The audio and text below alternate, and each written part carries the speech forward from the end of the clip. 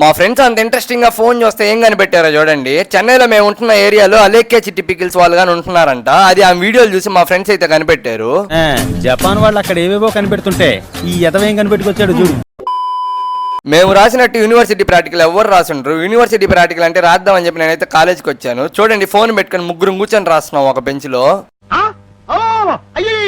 ఈ వీడియో కానీ మా సార్ కానీ చూస్తే నాకు చెక్కేస్తాడు. అందరు కూర్చొని ప్రాక్టికల్ రాస్తుంటే మా వాడికి ప్రాక్టికల్ ఉందని తెలిసి కూడా టీ తాగడానికి పోయాడు. ఈడు బాలాజీ గాడు కాలేజీకి రాడనమాట. ఇంటికాడి నుంచి క్యారేజ్ అన్ని పెట్టుకొని వస్తాడు కాలేజీకి పోతున్నా అని చెప్పి. మా రూమ్కి వచ్చి మా రూమ్ లో సినిమాలు చూస్తే ఇట్లా అన్నం తింటా ఉంటాడు. ఏమిరా బాలరాజు, ఏమిరా ఉపయోగం దేశానికి నీ వల్ల?